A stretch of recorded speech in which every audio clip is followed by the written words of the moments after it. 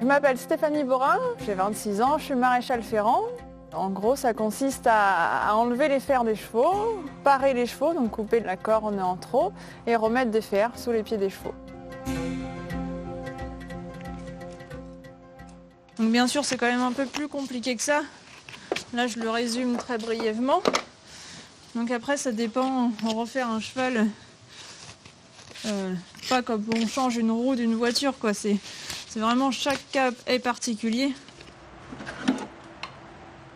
Alors un cheval, ça a besoin d'avoir des beaux pieds. Comme on dit, pas de pied, pas de cheval, c'est un dicton, mais c'est assez vrai.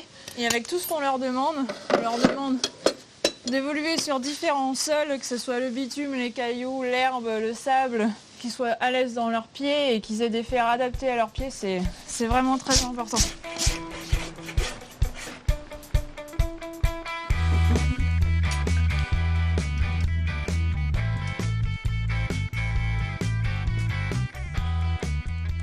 On part le matin, on va chez un client qui a peut-être 1 ou 2 chevaux. Soit on le fait, soit on le part. Ensuite, on remballe nos affaires du camion, on change, on va voir un autre client et on refait la même chose. Et suivant le nombre de clients qu'il y a dans la journée, en essayant de ne pas trop faire de kilomètres, en essayant de regrouper les clients.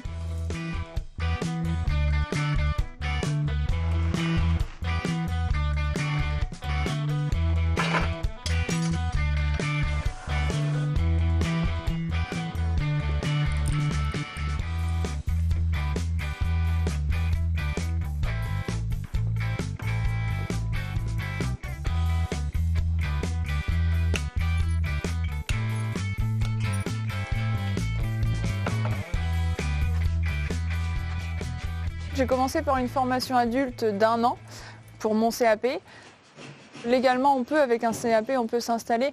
Mais moi, personnellement, je pense qu'1 an, c'est vraiment beaucoup trop court. Vraiment, la formation de BTM est nécessaire pour connaître le pied du cheval. Et même après, au bout de 3 ans, on sait qu'il faut continuer à se former continuellement tout au long de sa vie de maréchal ferrant, parce qu'il y a toujours des choses à apprendre.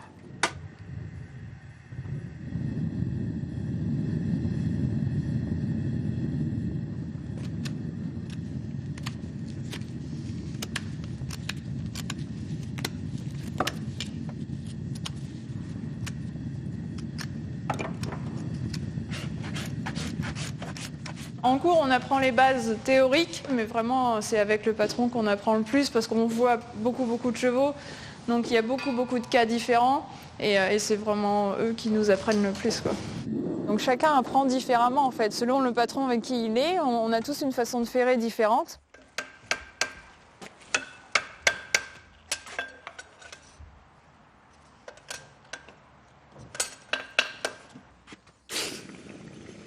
Il ne faut pas être feignant déjà, il faut pas compter ses heures, il faut être quand même fort physiquement, il faut savoir porter une enclume, il faut savoir forger, taper sur les fers, il faut porter le pied du cheval, même s'il bouge, même s'il est lourd. Donc c'est vrai qu'il faut avoir la forme. Il faut être sociable et avoir un bon relationnel avec les gens. Allez, viens.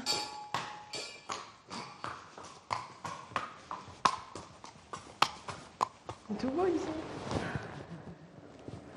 C'est chez vous? C'est une petite pièce Non, enfin, les propriétaires. d'accord, c'est un clubhouse. Un clubhouse. Ouais. Asseyez-vous. Merci. Vous avez des pâtures un peu? Il y a 1 hectare en bas et il doit y avoir 2 hectares en haut là, qu'on nous prête. L'intérêt pour moi, c'est de me faire connaître toujours un peu plus. C'est un endroit que je ne connaissais pas, les gens ne me connaissaient pas. Donc là, ils vont voir mon travail. Ils vont voir ma façon de me comporter avec les chevaux. Donc bon, s'ils sont contents, peut-être qu'ils parleront de moi autour d'eux.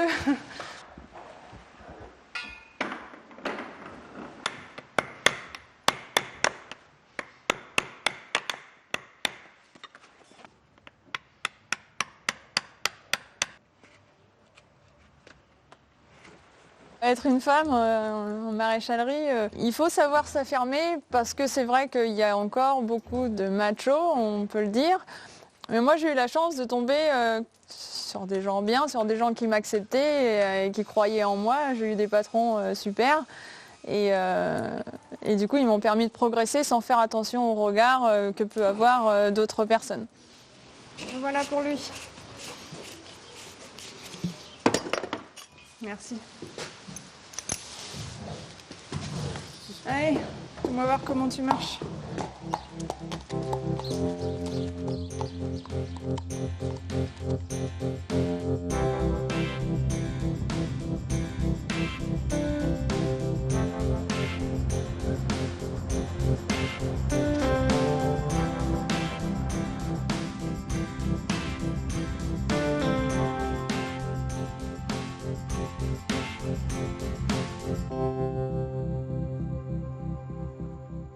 Je m'appelle Patrick Daufémont, je suis maréchal ferrant.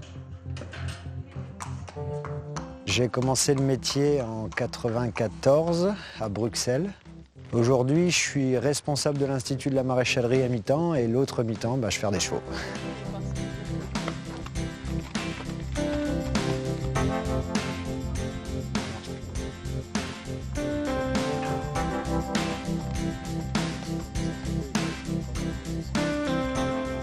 Maréchal ferrant, ça consiste à tout mettre en œuvre pour améliorer, favoriser la locomotion des chevaux et leur performance. C'est-à-dire qu'on participe à l'entretien de l'appareil locomoteur. C'est un peu comme les fondations d'une maison, les pieds du cheval. Si les fondations ne sont pas bonnes, la maison ne tient pas debout, quoi. Le cheval, c'est pareil. Si les fondations ne sont pas correctement équilibrées par rapport à son aplomb et par rapport à son allure et sa discipline, alors le cheval est moins confortable et donc moins performant.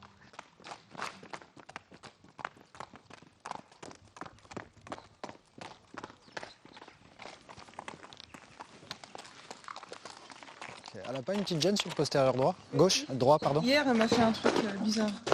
Mais que d'hier. Que d'hier? Ouais. Qu'est-ce qu'elle a fait exactement?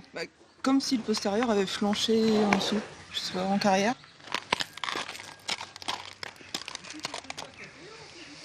Ok. Non, mais quand elle est sortie du vent, elle a eu 2 gestes un peu... Alors un bon maréchal ferrant, pour moi, c'est un bon observateur, surtout, parce que c'est très compliqué d'observer le cheval dans le détail. Alors déjà dans le global, pour se rapprocher du détail, ça s'apprend.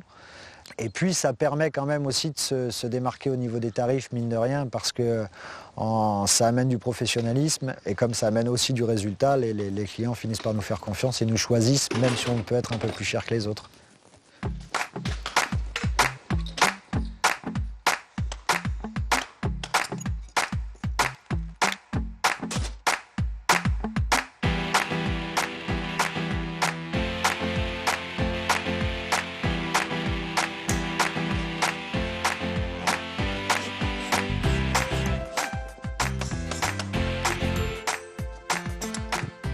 Moi, je me suis formé d'abord à Bruxelles. J'avais la chance de pouvoir bosser chez un patron à côté. Donc, je cumulais mes jours de forge plus les jours chez un patron.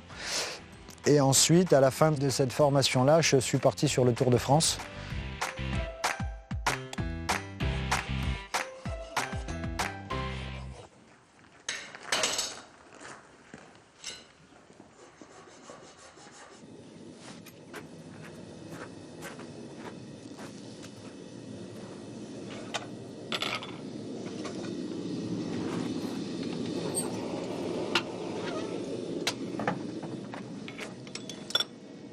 peut travailler à la fois dans le trot, dans le CSO, dans le galopeur, dans l'endurance. Donc le fait de voyager comme ça à travers les disciplines, on trouve des astuces dans chaque discipline qu'on peut reporter dans les autres et on devient très complémentaire du coup.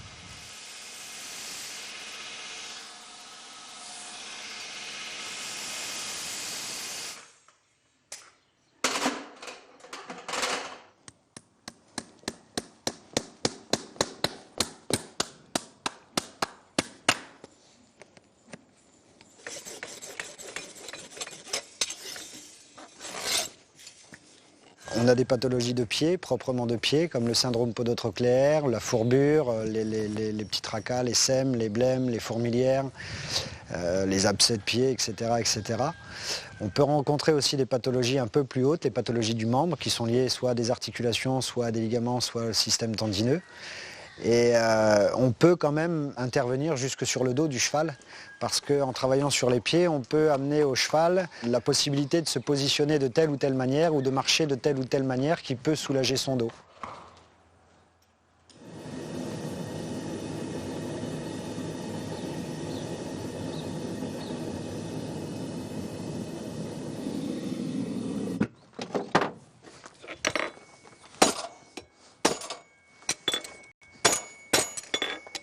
Là, je vais forger 2 fers à planche postérieure pour ce cheval-là qui a besoin de soutien à l'arrière.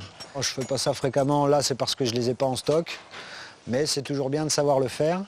Je crois que c'est important de savoir le faire, déjà pour être capable de répondre à une commande spécifique, et puis aussi pour ne pas se faire accaparer le métier par le lobby de l'industrie.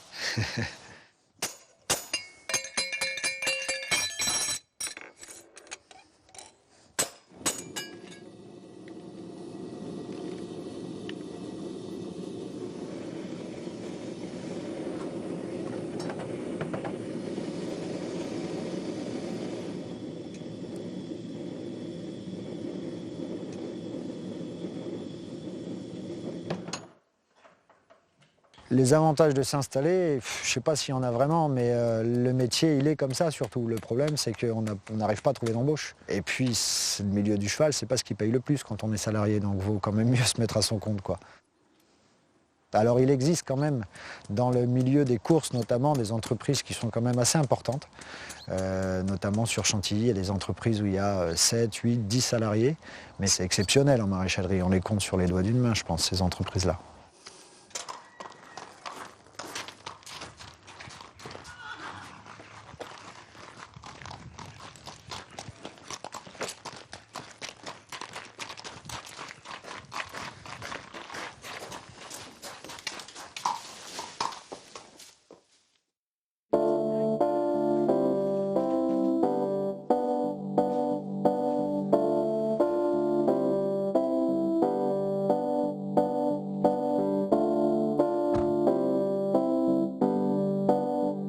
On est 2 à travailler, mon mari et moi. Donc soit on travaille ensemble, soit séparément, où chacun à son tour prend le camion et va travailler.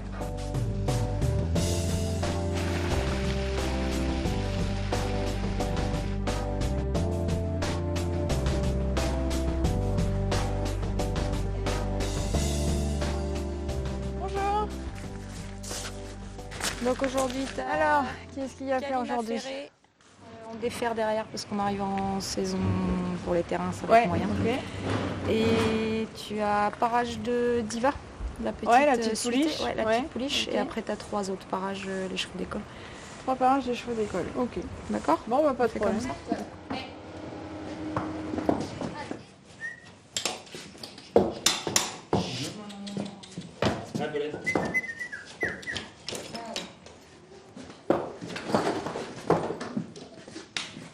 Même si dans le principe c'est la même chose, les chevaux lourds je les laisse à Florian, lui ça ne le dérange pas de le faire.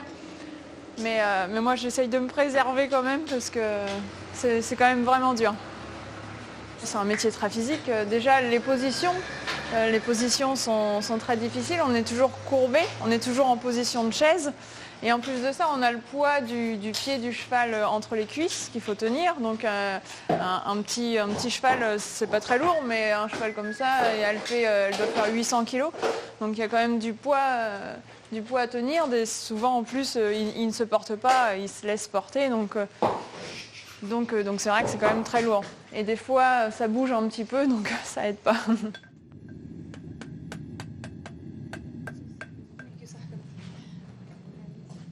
Ah oui, ok, ouais. Des chutes... Ouais. Allez, pousse-toi. Là. T'as vu, c'est rien du tout. Voilà. Tu connais. Ouais.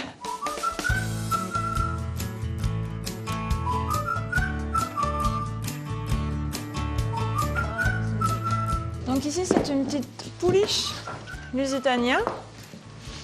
Donc les poulains, on les prend pas pareil que les chevaux.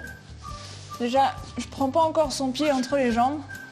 Je la laisse s'adapter un peu, ça doit être son troisième parage, je pense.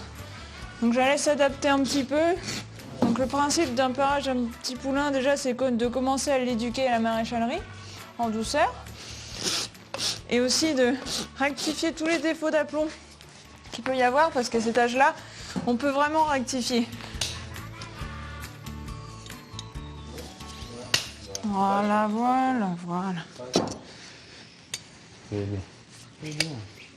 On travaille pour le cheval. On veut que le cheval soit bien, soit confort, même si on en fait moins dans la journée. On veut faire notre travail correctement. Et même pour nous, pas s'user, même si on arrive dans la région, on ne veut pas casser les prix, entre guillemets, en faire 12 par jour. On préfère faire de la qualité et puis avoir un bon contact avec le cheval, être agréable avec le client. Le bouche à oreille, c'est ce qui marche le mieux pour cette profession, en fait. Avec la publicité, ça marche un petit peu, mais les gens contents, eux, vont en parler autour d'eux. C'est pareil s'ils ne sont pas contents, d'ailleurs, ils en parlent aussi. Mais une clientèle, ça ne se fait pas en 6 mois. Il faut attendre 1 à 2 ans avant de commencer à pouvoir en vivre.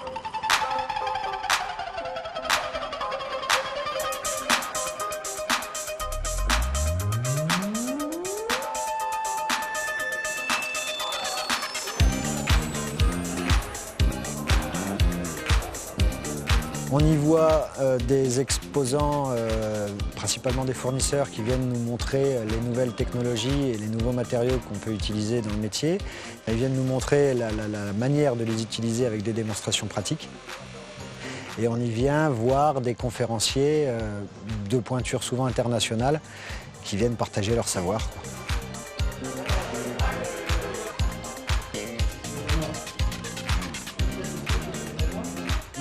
J'interviens sur l'appareil de soutien du cheval avec des bases de membres disséqués.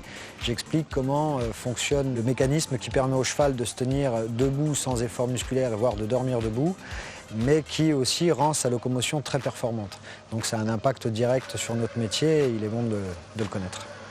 Et je viens aussi et surtout pour continuer à me former, parce que c'est un métier qui évolue beaucoup et assez vite, et il faut se tenir informé de tout ce qui sort et de toutes les nouvelles exigences et compétences qu'on doit acquérir en maréchalerie. Vous voyez que là, l'articulation interphalangienne distale est vraiment en extension, puisqu'elle a rehaussé la pince, et du coup, la différence de tension est exagérée sur le fléchisseur profond. Quand on soulage un tendon, en fin de compte, on demande aux autres éléments anatomiques de venir prendre ce que le premier ne prend plus. Donc, quand on soulage le superficiel, on surcharge, on surtend le fléchisseur profond.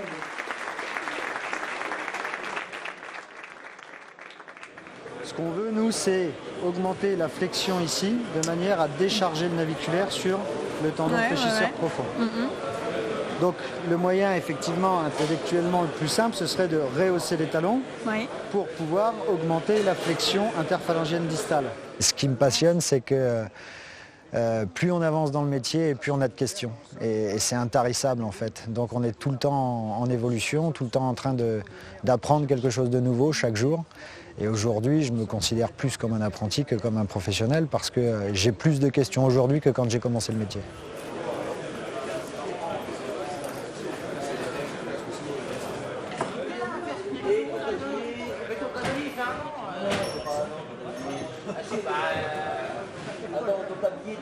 Dans 10-15 ans, ça sera très orienté sur la biomécanique générale du cheval, parce qu'aujourd'hui, on mesure qu'on a un impact jusque sur la colonne vertébrale en travaillant sur les pieds.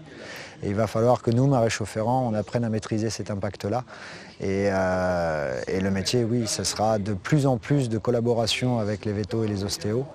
Et prendre conscience qu'on a vraiment un effet sur l'équilibre global du cheval.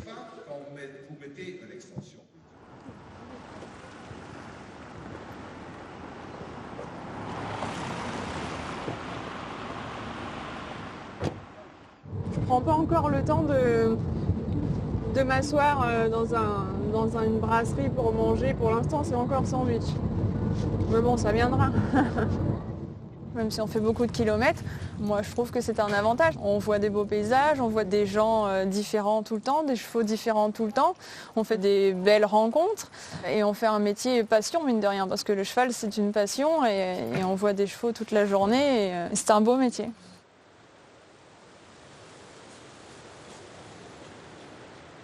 On est à notre compte, donc même si on a mal quelque part, on ne peut pas prendre 2 jours d'arrêt, il faut quand même aller travailler.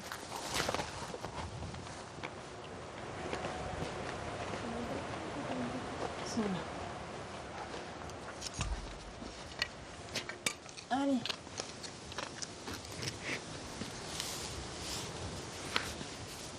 Oula. Maréchal Ferrand, c'est pas que des chevaux. Comme on peut le voir, on peut faire aussi des ânes ou des mulets. Donc dans le principe, c'est à peu près la même chose, même si l'approche est différente et le pied est un petit peu différent. Un âne, faut pas le forcer. Enfin, dans mon optique à moi. Si on force un âne à faire quoi que ce soit, si on le prend en force, il va tout de suite se braquer et s'arrêter et plus rien vouloir faire. Alors que si on lui explique, entre guillemets, à sa façon, ce qu'on veut de lui, là ça se passe beaucoup mieux.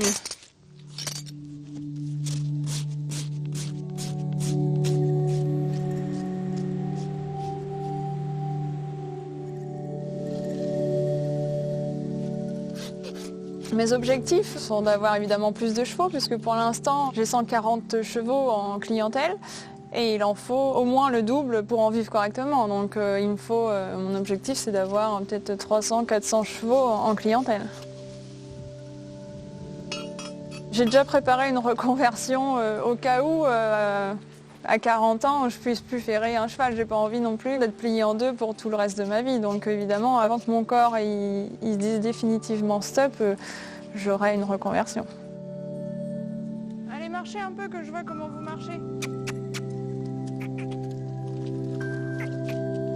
Si c'était à refaire, je referais peut-être la même chose parce que je suis contente d'avoir commencé le métier de maréchal ferrant tardivement parce que j'étais mûre pour avoir mes propres décisions et physiquement ça allait bien, j'étais déjà en forme et je suis contente de mon parcours et j'aime mon métier.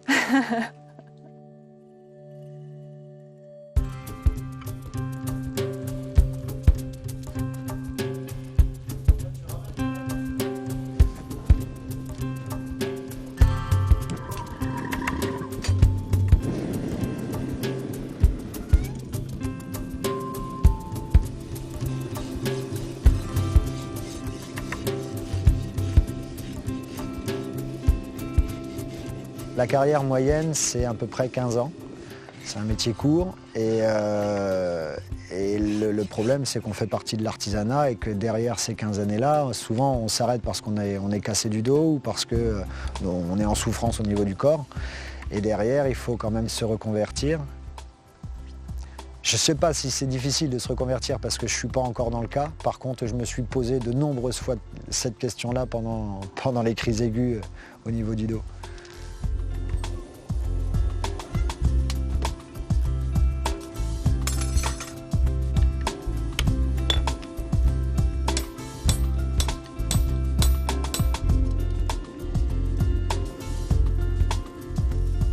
Si je dois donner un conseil à un jeune maréchal qui veut s'installer, c'est n'en fais pas trop tout de suite, préserve ton dos et vise le ménagement pour aller plus loin. Enfin, qui veut voyager loin ménage sa monture. Et puis j'ai déjà entendu ça quelque part.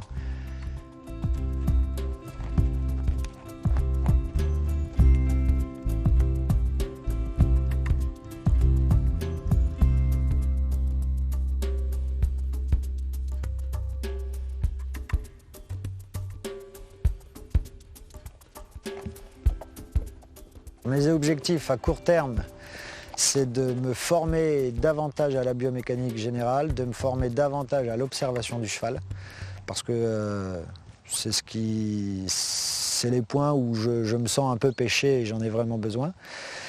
Et puis à long terme, continuer à ferrer.